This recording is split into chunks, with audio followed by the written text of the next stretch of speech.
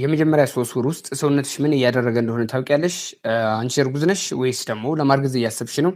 እነዚህንና የመሳሰሉ ነገሮችን በዚህ ቪዲዮ ጠቅላላ አድርጌ ላቀርብላችሁ ነው። ሰላም እንዴት አላችሁ? ውድ የቢኒ ቲዩብ ቤተሰቦች እንደምን ሰነበታል? አዳዲስ ቪዲዮዎችን እየላችሁ መጥቻለሁ። ቪዲዮውን እስከ መጨረሻ ድረስ በማየት አትራፊ ትሆናላችሁ። ሰብስክራይብ ያላደረጋችሁ ሰብስክራይብ አድርጋችሁ ጀምሩ። እንዲሁም ደግሞ ቪዲዮውን እስከ መጨረሻ በማየት ሀሳብና አስተያየታችሁን ማስቀመጥ ትችላላችሁ። እስከ ቪዲዮ መጨረሻ ድረስ እንድትከታተሉ። እርግዝና ለ9 ወራት ወይንም ደግሞ ለ40 ሳምንታት ድረስ በማህፀን ውስጥ በእናትየዋ ማህፀን ውስጥ ይቆያል ማለት ነው። አንድ እርግዝና መቆጠር የሚጀምረው የወር አበባ በቆመበት ወይንም ደግሞ ዋናው ጽንሱ ከማጋጠሙ በፊት ያሉት 2 ሳምንታት ጀምሮ ያለው ነው ማለት ነው። ያ ማለት የወር አበባ ያየሽበት የመጀመሪያ ቀን ማለት ነው። የወር አበባ መጨረሻ ከታየ ከ40 ሳምንታት በኋላ ልጁ ይወለዳል ማለት ነው። እነዚህ የእርግዝና ወራት በ3 ከፍለን የምናያቸው ይሆናል ማለት ነው። ቪዲዮውን እስከ መጨረሻ ድረስ በማየት አትራፊ ትሆናላችሁ። የመጀመሪያ 3 ወራት እርግዝና ምን ይመስላል፣ እንዲሁም ደግሞ የልጁ እድገት ምን ይመስላል የሚለውን በዚህ ቪዲዮ እስከ መጨረሻው ድረስ ከተከታተላችሁ ታገኙታላችሁ ማለት ነው። አንዲት ነፍሰ ጡር ለራሷም ሆነ ለጽንሱ ጤንነት ሲባል የተለያየ ጥንቃቄዎች እንድታደርግ ትመከራለች ማለት ነው። በተጨማሪም ደግሞ ማድረግ የሌለባትና ልታደርጋቸው የሚገቡ ነገሮች ማወቅ ይኖርባታል ነፍሰ ጡር ከሆነችበት ጀምሮ።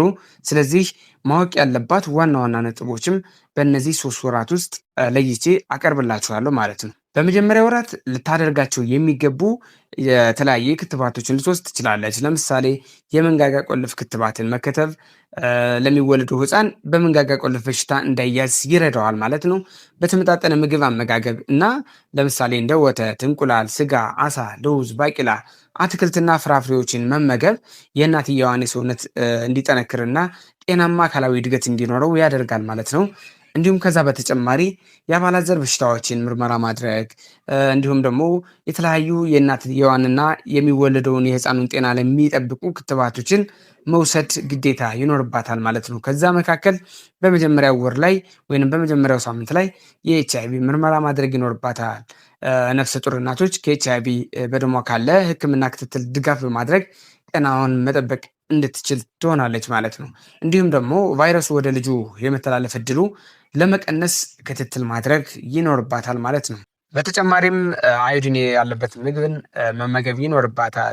ነፍሰ ጡር እናት ድንገተኛ ውርጃ እንዳይከሰትና የህፃኗ አእምሮ ደግሞ እንዳይጎዳ ይረዳል ማለት ነው አዮዲን።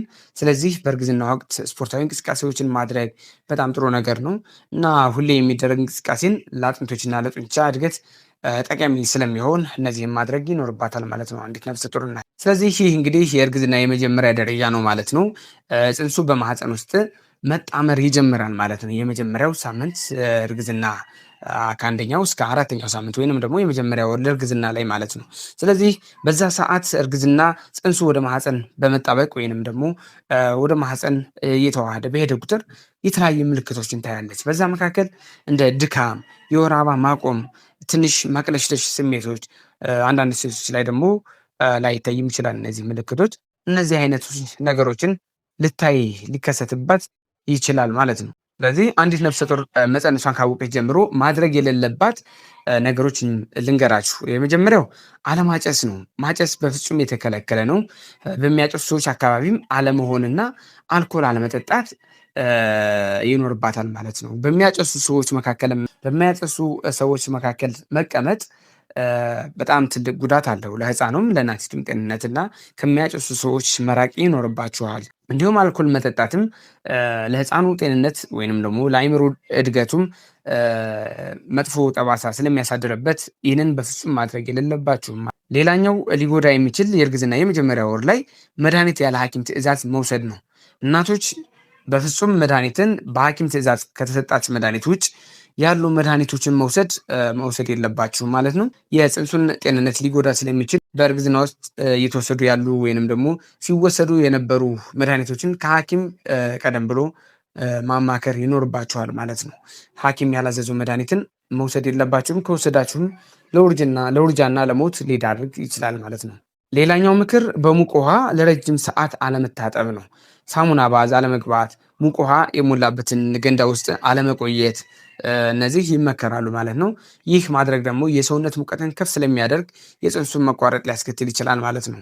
እንግዲህ አትውሰዱ የሚባለው የሰውነት ሙቀት በጣም የጨመረ ይሄዳል ማለት ነው። ሙቅ ውሃ ላይ በምትገቡበት ሰዓት በዛ ሰዓት የልጁን ሙቀት ስለሚጨምረው ለውርጃ ይዳረጋችኋል ማለት ነው። እንዲሁም ረጅም ጊዜ የሚወሰድ አቅምን የሚፈታተኑ ስራዎችን አለመውሰድ ወይንም ደግሞ አለመስራት፣ ከባድ እቃዎችን አለመሸከም፣ እንዲሁም ጠባብ ልብስ አለመልበስ እና ሌሎች ጤናውን የሚጎዱ ነገሮችን አለማድረግ ይመከራል ማለት ነው። በእርግዝና ሰዓት በእነዚህ የመጀመሪያ ወር ላይ እነዚህን ነገሮች ማድረግ በፍጹም የለባችሁም፣ አይመከርም። ይህንን ካልኳችሁ እንግዲህ የመጀመሪያ 3 ወራት ላይ እናት ላይ የሚታዩ የሰውነት ለውጦች ምን ምን ናቸው የሚለውን ደግሞ በደንብ ላስረዳችሁ ነው። ቪዲዮውን ሰብስክራይብ ያላደረጋችሁ ቤተሰቦች ሰብስክራይብ አድርጉ።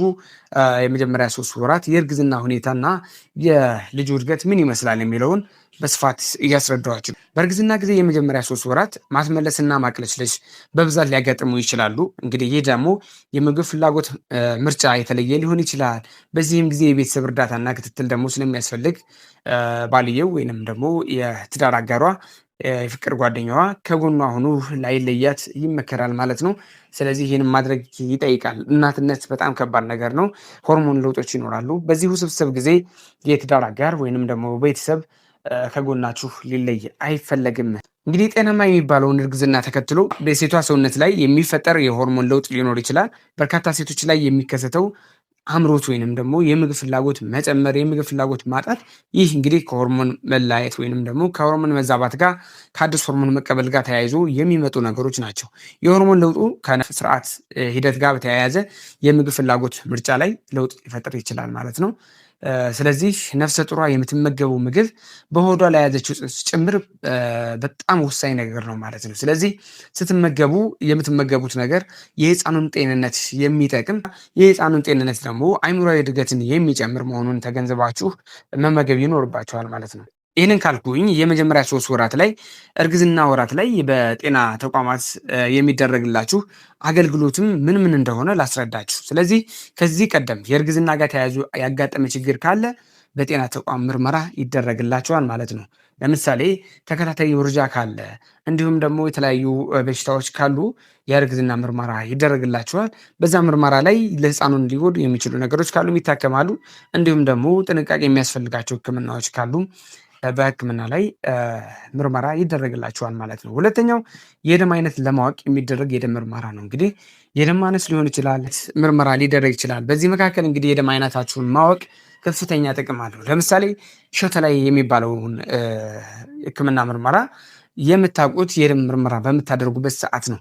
ይህ ምርመራ እንግዲህ ሾተ ላይ ምርመራ የሚታወቀው የደም አይነታችሁ የአንቺ የደም አይነት አርኤች ኔጌቲቭ ወይንም ደግሞ ኔጌቲቭ ለምሳሌ ኤ ኔጌቲቭ፣ ቢ ኔጌቲቭ፣ ኦ ኔጌቲቭ ወይንም ደግሞ ኦ ማይነስ፣ ኤ ማይነስ፣ ቢ ማይነስ ከሆነ እና የባልሽ ደግሞ ፕላስ ከሆነ እነዚህ የደም አይነቶች የዘረዘርኳቸው በመካከላችሁ ሾተ ላይ የሚባለው በሽታ ሊኖር ስለሚችል ይህንን ህክምና ቀድማችሁ እንድታደርጉ የደም አይነታችሁን ማወቅ በጣም ወሳኝ ነገር ነው። ሶስተኛው የአባላዘር በሽታዎችን ምርመራ እና የህክምና አገልግሎትን እንድታገኙ ትደረጋላችሁ። በዚህ ሰዓት የአባላዘር በሽታ ምርመራዎችን ታደርጋላችሁ።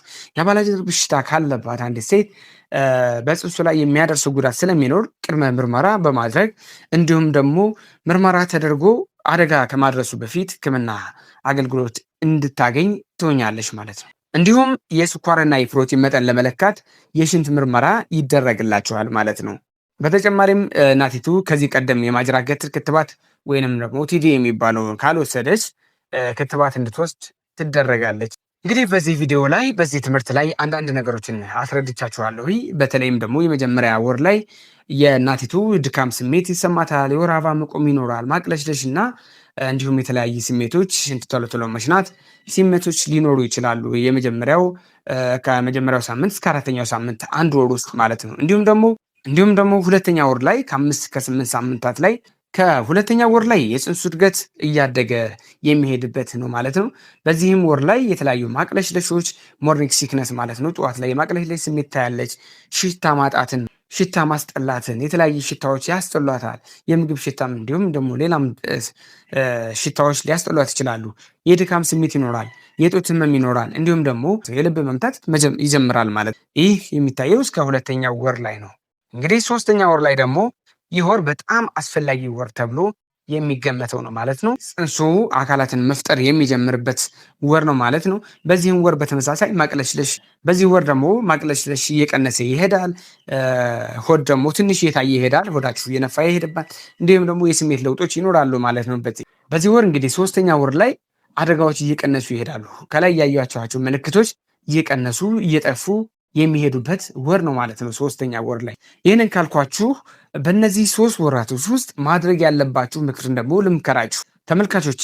ይህንን ትምህርት ከተመቻችሁ ቤተሰብ እንድትሆኑ ጋብዛችኋለሁ ማለት ነው።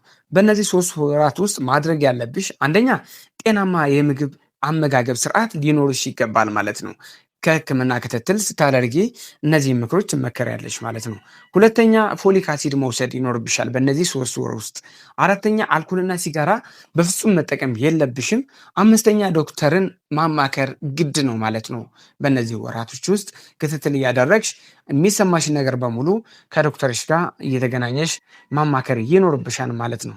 በመጨረሻም ቤተሰብ እንግዲህ ላይክ፣ ሰብስክራይብ እና ሼር ማድረግ እንዳትረሱ።